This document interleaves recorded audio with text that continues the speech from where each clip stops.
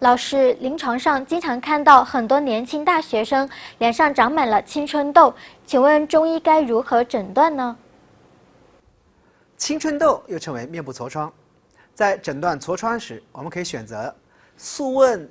次热篇》中的面部分后脏腑的方法，其中左颊对应肝，额头对应心，鼻头对应脾胃，右颊对应肺，下巴对应肾。一般来讲，两侧的脸颊和鼻头的痤疮多为纯实症，治疗以泻为主，主要采取清泻肝火、肺热或者是胃热进行治疗。下巴的痤疮多为虚症，常为肾阴虚火旺，治疗以补为主，主要采取滋阴降火的方法来进行治疗。而额头的痤疮既有心火亢盛的实热症，也有肾阴虚、心火旺盛的虚热症，所以治疗时需要根据全身的情况来进行诊断。无论是实热还是虚热的痤疮，都要避免再吃容易上火的食物，比如说牛羊肉、火锅等等。也应该注意休息，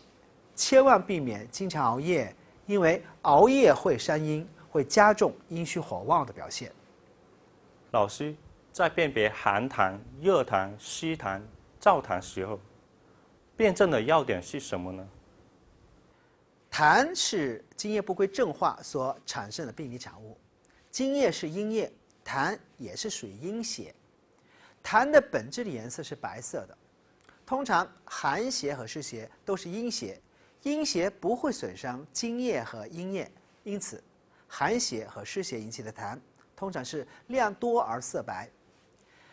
寒痰痰多，色白而清晰，像溪水状的白痰；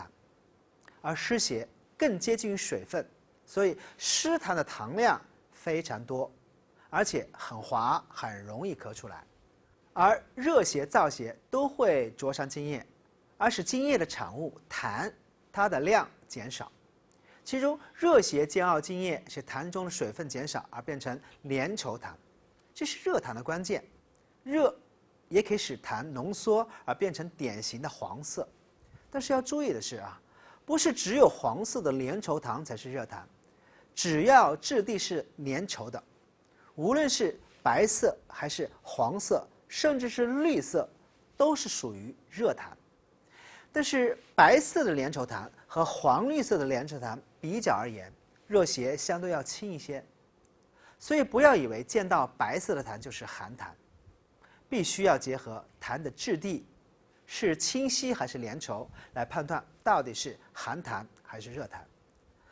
燥邪损伤津液于无形中，痰中的水分全部被燥邪所灼伤，所以